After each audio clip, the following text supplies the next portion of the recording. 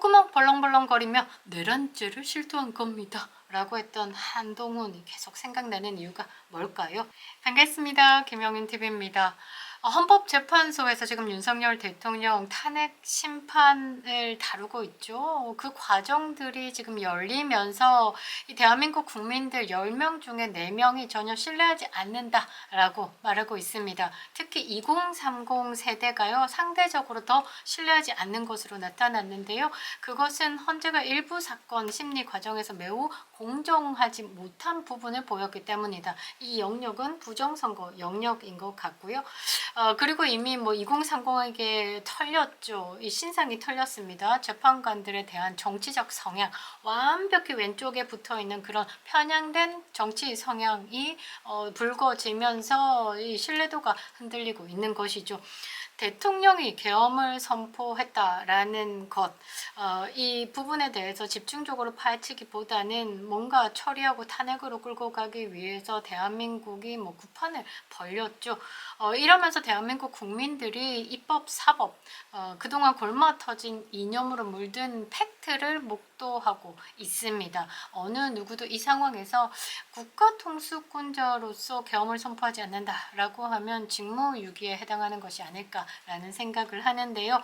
지금 탄핵 심판 흥미진진합니다. 이 팝콘 각이다라고 봐야 되겠죠.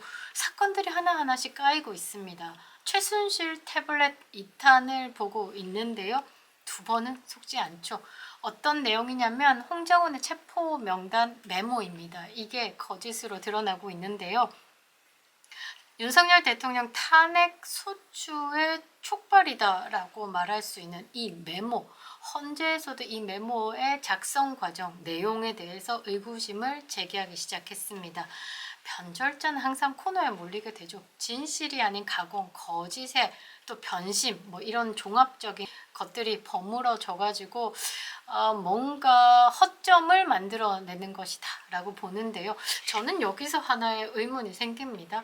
한동훈이 왜 홍장원의 이런 체포 메모, 이 체포 명단에 집착을 해서 콧구멍 벌렁벌렁거리면서 윤석열 대통령이 직무를 수행할 능력이 안 된다라면서 빠른 조기 퇴진을 요구했죠.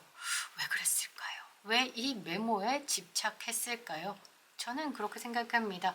이 메모가 윤석열 대통령의 탄핵을 이끌어낼 수 있는 트리거다라고 생각을 한 것 같습니다. 영상 시작하겠습니다. 구독과 좋아요 버튼 꼭 눌러주시고요. 아직도 김영윤TV를 구독하지 않으신 분들은 구독과 알림 설정 부탁드리겠습니다.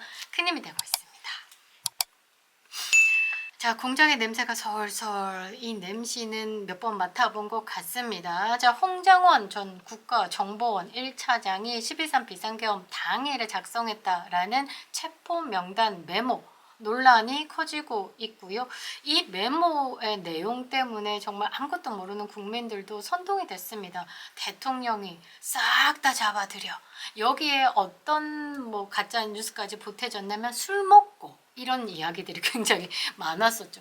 여인영 방첩사령관에게 정치인들에 대한 체포 대상 명단을 받아 적었다라고 주장해온 이 홍장원이가 4일입니다. 4일에 대통령 탄핵 심판 5차 변론에 나와가지고 이 메모가 내가 적은 게 아니라 보좌관이 적어줬는데 그래서 살짝 내 글씨와 다른 글씨가 섞여 있는 거다 라면서 이야기를 한 거죠. 그러니까 새로운 메모 작성이다 라고 이야기를 한 겁니다. 여기에 여인영 전 방첩사령관이 변호인단을 통해서 이야기를 했죠. 체포라는 말을 한 기억이 없다.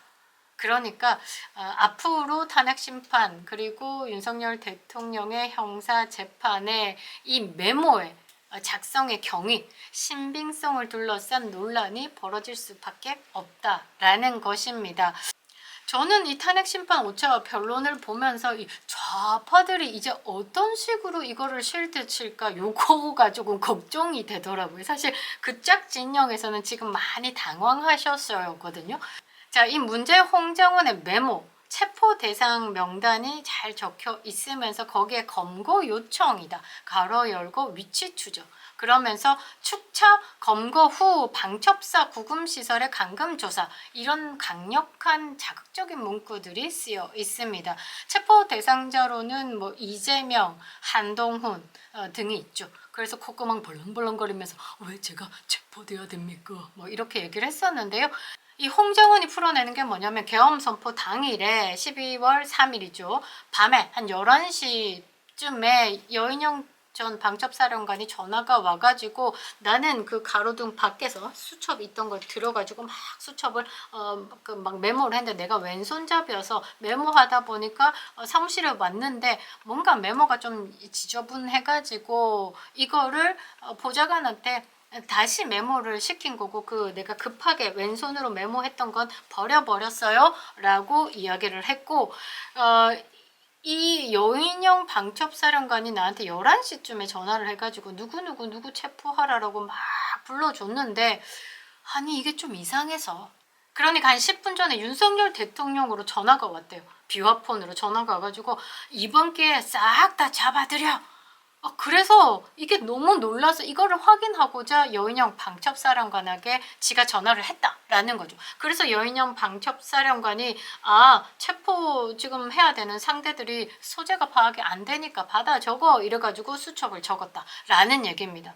검찰에 제출한 이 메모가 자기가 그 밖에서 이렇게 받아 적은 그 원본이 아니라 사무실로 와가지고 보좌관에게 옮겨 적어라 했던 메모다라고 이야기를 한 거죠. 지금 화면에 한번 띄워 드릴 건데요. 이 메모만 봐도 색이 좀 다르죠?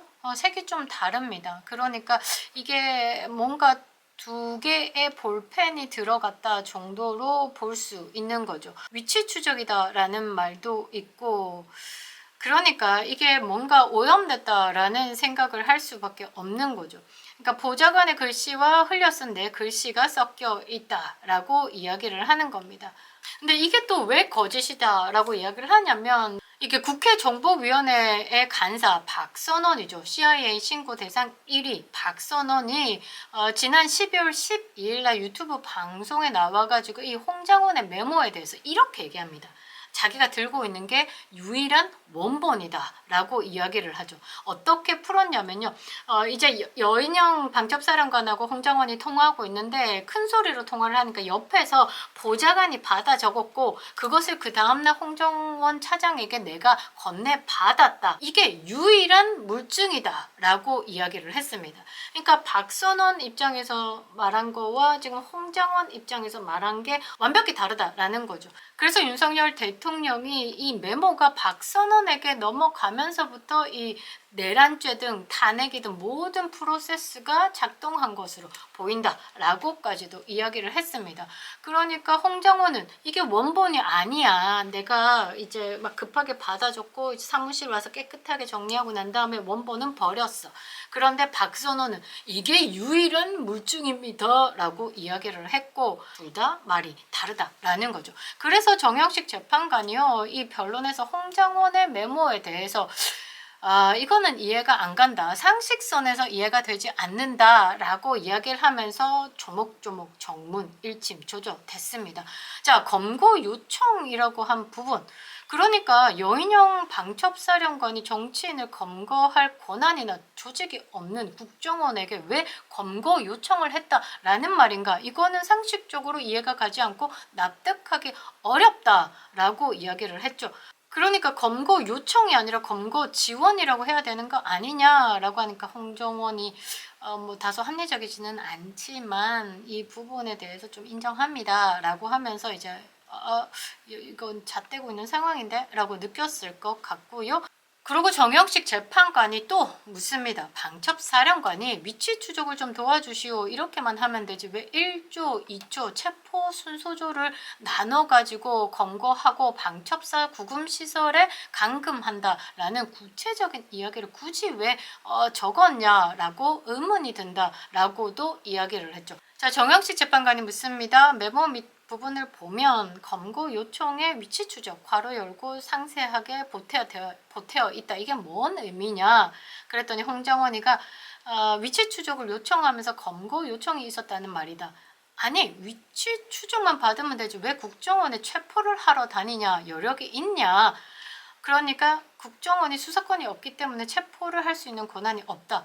그러니까 시잘데기 없는 짓 하고 돌아다녔다라는 말이죠. 자, 여인영 방첩사령관도 이 홍장훈의 메모에 본인의 이름이 거론되고 있죠. 나중에 나도 재판에 어떤 불리함으로 올지 모르는 상황에서 입장문을 발언했습니다. 뭐라고 얘기했냐면 당시에 1차, 2차 순차 검거 계획은 없었고 국정원이 휴대전화 위치 추적을 할 수 없다는 것을 알고 있기 때문에 이런 요청을 할 이유가 없다. 그러면서 방첩사에는 구금시설 자체가 존재하지 않는데 이거는 뭔 말이냐. 홍장원과 통화한 시간이 12월 3일 11시 한 6분쯤인데 경찰과 국회를 봉쇄하고 있는데 라고 언급한 그 내용이 뭔가 말이 안 맞다. 그러면 지금 방첩사가 국회로 가 있어야 되는 거 아니냐. 그런데 어쩌냐.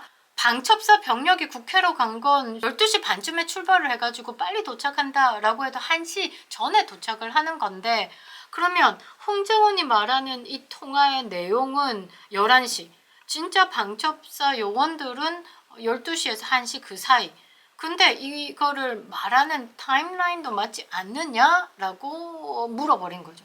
그러니까 홍장원이 지금 굉장히 실수를 많이 하고 있는 겁니다. 국가기관 중에 위치를 추적할 수 있는 기관, 그러니까 상대방에 대한 것을 묻지 않고 바로 할 수 있는 건 그냥 119 소방대 정도로 생각하시면 될 것 같습니다. 왜냐하면 긴급한 상황이기 때문에 응급환자의 구조의 목적으로 위치 추적 뭐 이런 거에 바로 위치 추적 가능한데요. 국정원 군사안보지원사령부 등은요. 국가안보 및 군사보안 목적의 특정 요건이 충족돼야지만 위치 추적이 가능한 겁니다. 그러니까 방첩사가 이 뭔가 단계를 많이 거쳐야 되는 국정원에게 위치 추적을 요청한다라는 건 있을 수가 없다라는 거죠. 그러니까 적법한 절차를 거쳐야 되는 이 번거로움이 있기 때문에 안 했을 거다라고 이야기를 하는 겁니다. 그러니까 홍장원은 지금 코너에 많이 몰렸다 정도로 생각을 해보시면 될 것 같죠. 또 거짓 공작 냄새가 나고 있습니다. 홍정원 국정원 차장이라는 사람이 더불어공산당 의원 누구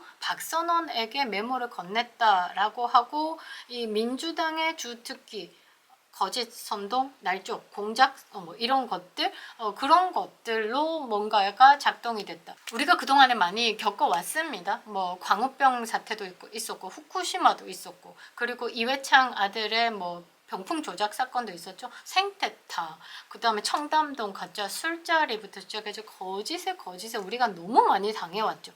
이번에도 마찬가지로 이 더불어공산당의 공작이 아니었을까.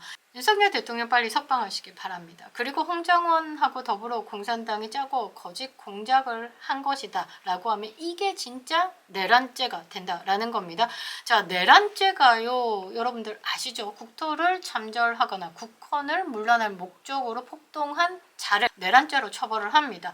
내란죄 수괴, 그러니까 주도자는 사형 또는 무기징역이고요. 가담한 자도 무기징역 또는 5년 이상의 징역을 때려 맞습니다. 그리고 계획하고, 그러니까 음모를 계획하고 예비하고 그 다음에 말이나 글로 선동하고 홍보나 게시물 작성하면서 선전하고 이런 행위만으로도 2년에서 3년 이상의 유기징역을 때려 맞을 수 있죠. 중형이 부과된다라는 겁니다. 결론적으로 내란죄는요. 대한민국에서 가장 무거운 형벌을 받는 범죄 중 하나입니다. 법원에서도 매우 엄격하게 다루는 경향이 있죠. 벗어날 수 있을까? 저는 궁금한데요. 콧구멍 벌렁벌렁거리며 내란죄를 실토한 겁니다. 라고 했던 한동훈이 계속 생각나는 이유가 뭘까요? 대한민국은 지금 2030이 완벽하게 깨어나고 있습니다. 이 한 세대가 지나면 대한민국이 정상화로 돌아올 것이다 라고 강력하게 믿고 있죠. 지금의 2030이 대한민국의 그 허리가 되는 날까지 버텨주시기 바랍니다. 그립다 윤석열, 김영현 TV였습니다.